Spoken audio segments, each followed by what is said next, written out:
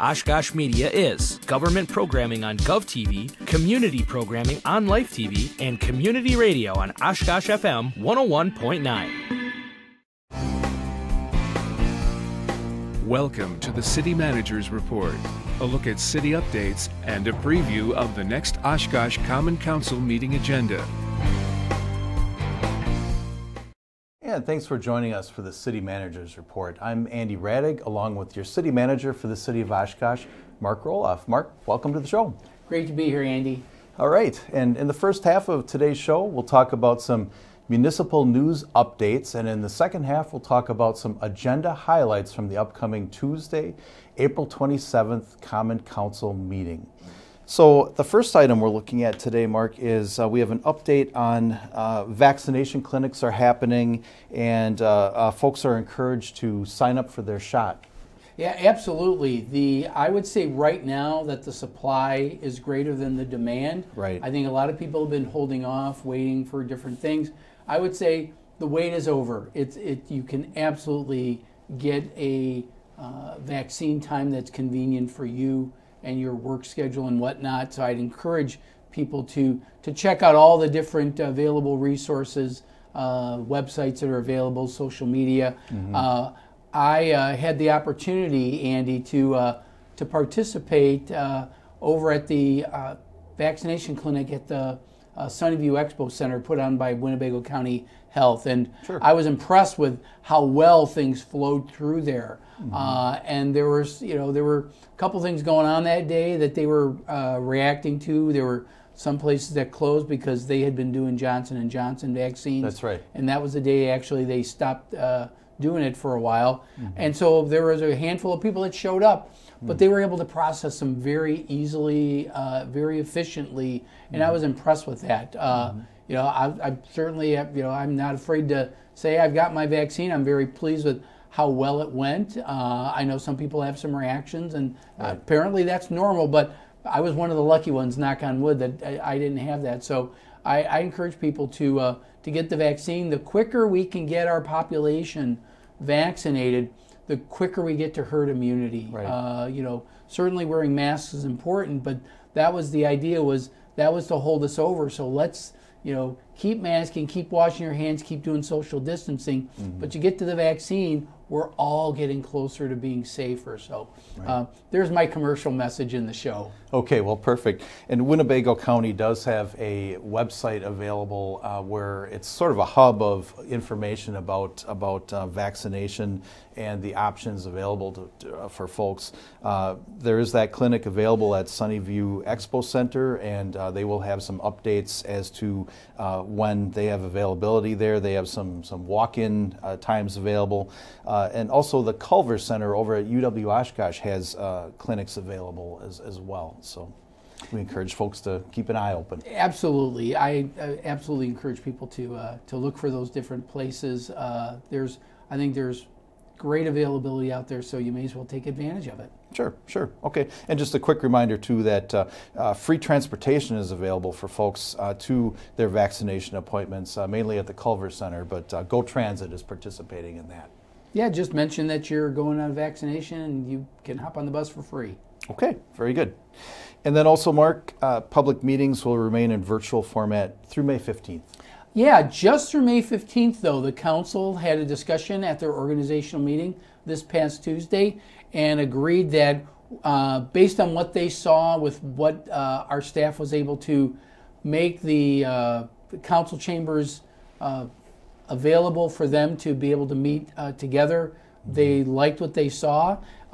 They'll still be doing things like masking and doing all those precautions, sure. But they are going to return to in-person meetings, and they also pretty much deferred to the boards and commissions to decide how they want to do it. Mm-hmm. We agreed that we don't want hybrid meetings where some board members are present and others aren't. They either have to be all virtual or all together, because otherwise it doesn't really work very well from a technology and communication standpoint. Right. They will allow the public to participate virtually. Some people still are uncomfortable with masks, and we want to respect that. So, but we ask them to respect the fact that their method of getting input to council will be through a virtual method. That's more of a one-way communication, so we can do it that way. But come May 25th will be our first council meeting where you'll see all the council members in the room together. And I think when you see this setup, you'll see that it's going to work very well. And boards and commissions might choose their own direction with that after May 15th. And then the council's letting them make that based on their own comfort zone. Okay, very good.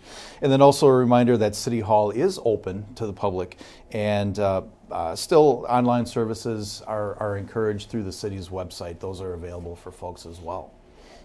So, okay. And then Mark, another very positive thing that recently came about is that the city was formally presented with an insurance service organization rating of 1. Yeah, the Insurance Service Organization, or ISO, rates fire departments throughout the country. The rating really represents the effectiveness of fire protection in a community, but it's not just about the fire department. It's also about our water department, the availability of water. So Public Works Director James Robbie and I joined Chief Mike Stanley and a representative from ISO that gives us this certification. It's not effective till June 1, but I can tell you the quality's already there, even though we don't have the effective date in there. Right. But fire departments are rated on a scale of 1 to 10, 1 being the very best. We're only one of 8 fire departments in the entire state of Wisconsin, Andy, that get that.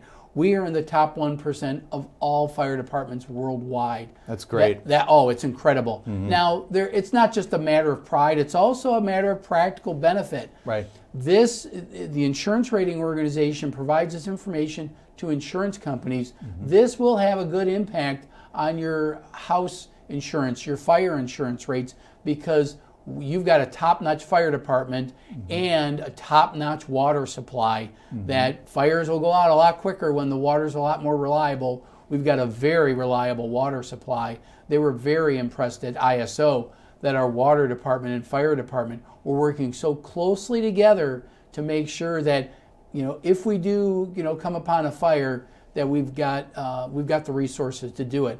And then the other part of fire is also prevention. We got a great fire prevention program here, and that helps us as well, because the best fire is one that never starts, and that's prevention is a huge part of that. Our Assistant Chief Brian Bending does a great job with our fire prevention program, and we're very proud of that. Congrats to Chief Stanley and everybody involved in the fire department and our water system for all the work they did to get this done. Absolutely. Congratulations to our fire department for this achievement. That's very good.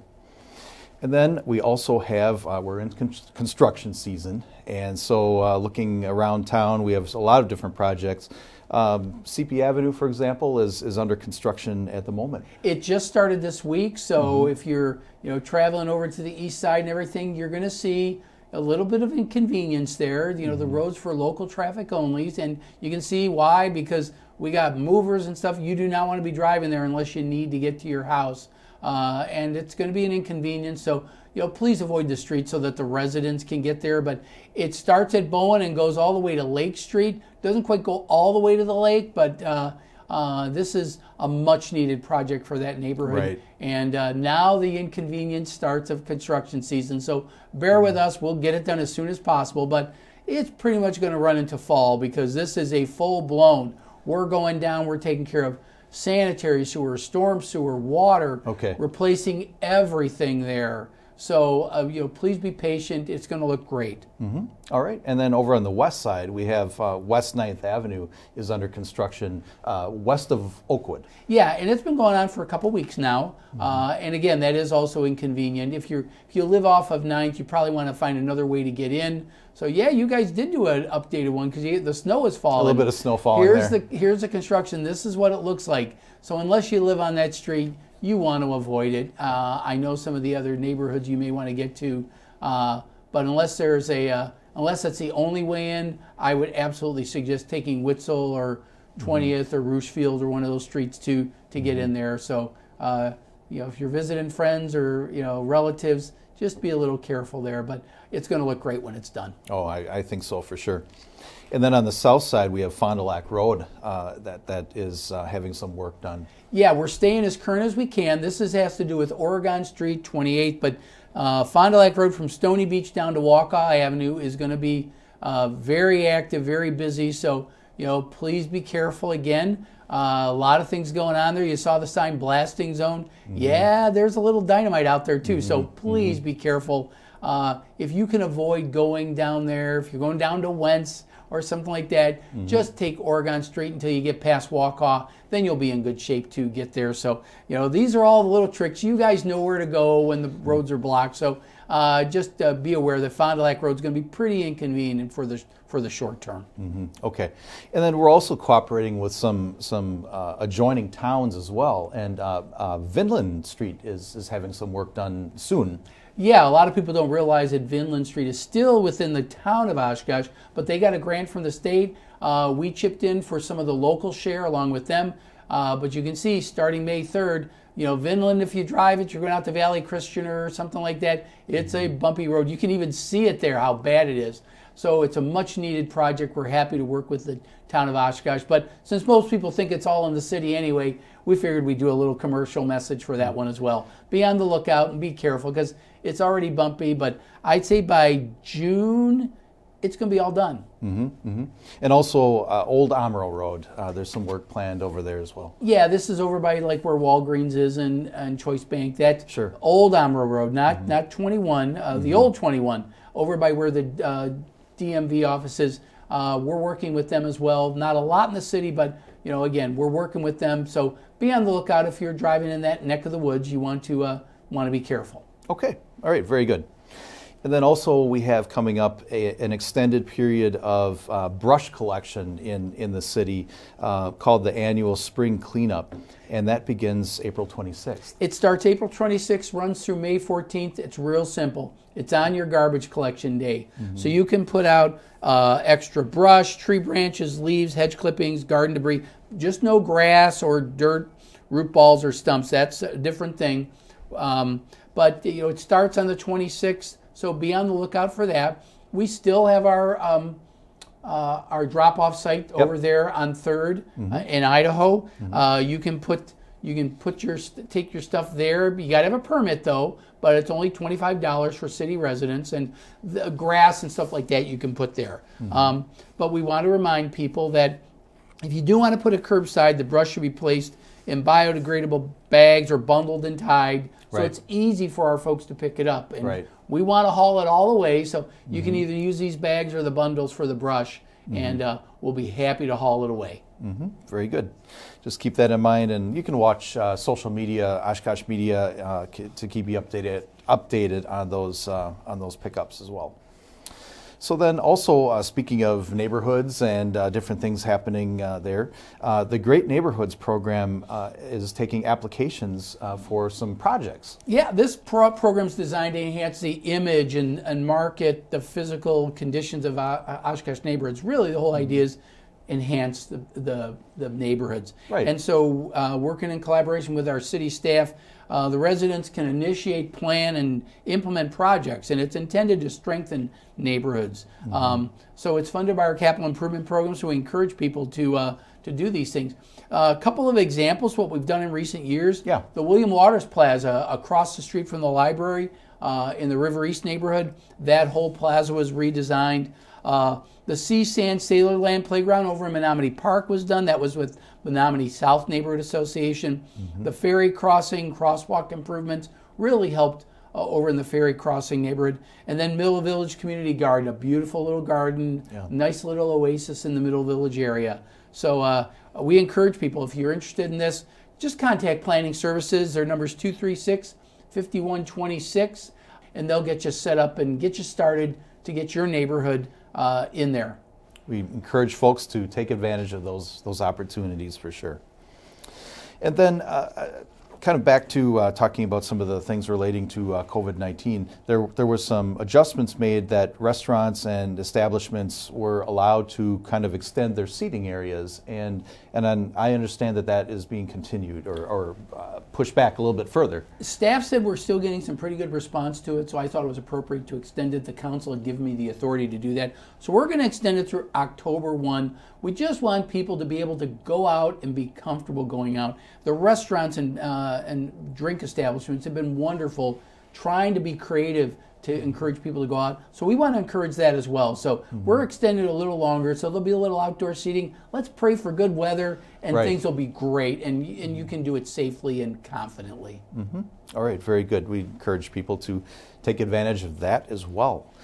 And then, Mark, the strategic plan for the city, the dashboard for that strategic plan is online. If you could just give us a quick update about what the strategic plan is. The strategic plan is a process that the council and department heads went through and our staff to identify what our priority goals for the city should be over the next 2 years. And the graphic shows you some of the areas, it's all about effectiveness of government, but infrastructure, economic development, neighborhoods, public safety and health, and quality of life. So the dashboards, the council wanted to have a way for the public to see how we're progressing on achieving these goals. So there are some key performance indicators that are on this dashboard. It's online with the website. You can just see some of the examples that we have on our website. You can take a look at the dashboard to inform the public of how we're doing on the city goals, how they align with our strategic plan, and what we're doing to achieve them. So dashboard's really cool, and if you're interested in just getting more facts and figures, this is the place to do it. Okay, all right. Encourage folks to check that out. All right, and then also the city works with Polco, which is a service for getting information, working with the residents to get feedback from citizens. And there are a couple of surveys available.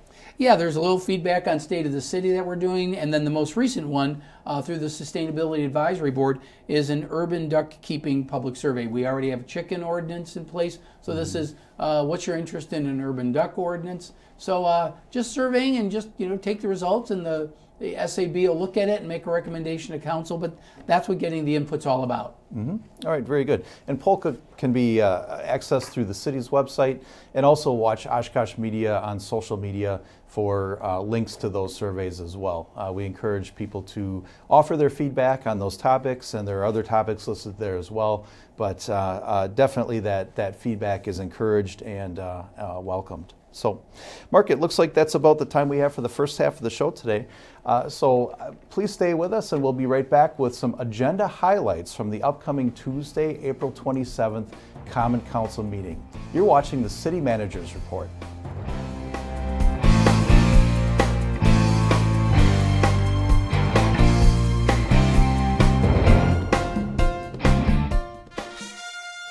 May the force be with you when you visit the Nostalgia Awakens, now open at the Oshkosh Public Museum. Take in the largest display of original Kenner Star Wars toys ever assembled in the state of Wisconsin. Star Wars, The Empire Strikes Back, Return of the Jedi. These pieces of memorabilia are as iconic as the movies themselves. You must make a reservation to see this one-of-a-kind exhibit. Go to www.oshkoshmuseum.org or call 236-5799 to make your reservation and prepay now to enjoy easy check-in when you arrive. The Nostalgia Awakens at the Oshkosh Public Museum, on display now through June 20th.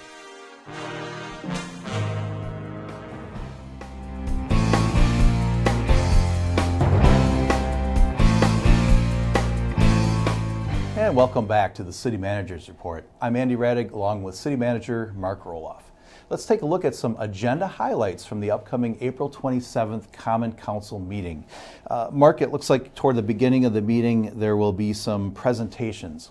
Yeah, some nonprofit groups that support neighborhoods and economic development will be making their presentations on their 2020 annual reports. First, Greater Oshkosh Healthy Neighborhoods Incorporated will be making their presentation, and then the Greater Oshkosh Economic Development Corporation will also be giving a little thumbnail presentation on video, because we're still virtual, on their 2020 annual report. So we're anxious to see what they have to say, and they're great partners with the city, and we want to hear more from them. Okay, those sound interesting. All right, and then there's an item on the agenda for some water main replacements in the area around Knapp Street.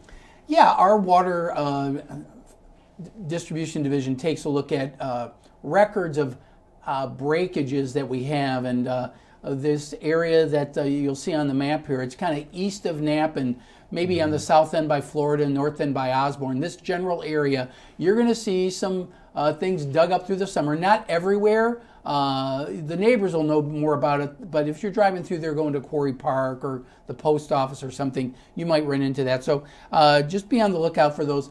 We've got, sometimes the soil is a little acidic and it deteriorates the mains earlier. So we're just going in there to do the main replacement. That's it. And hopefully restore some reliability to the water service in this area.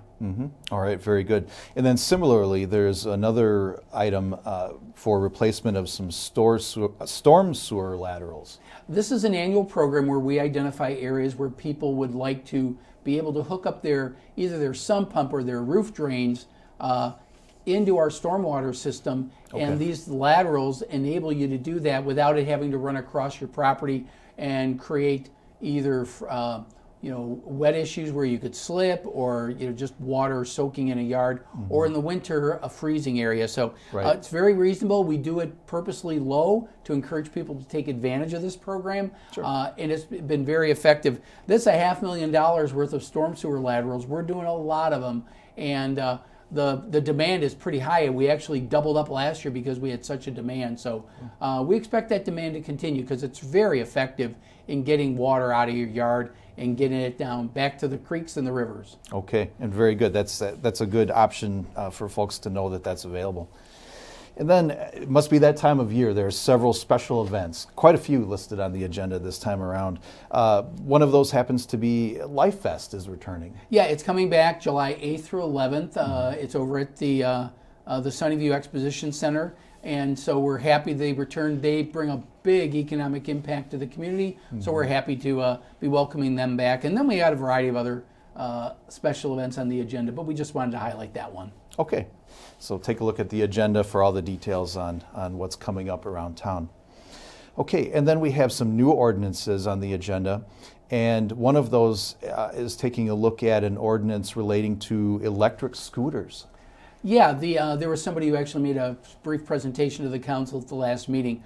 Electric scooters, the state allows us to regulate them if they want us to. We looked at it and felt it was appropriate to do that. And we went to our different boards and commissions and they made some recommendations. The staff's going to be recommending, based on that input, that we prohibit them on sidewalks and on the river walks. But at the same time, we're going to be allowing them on the streets in certain areas.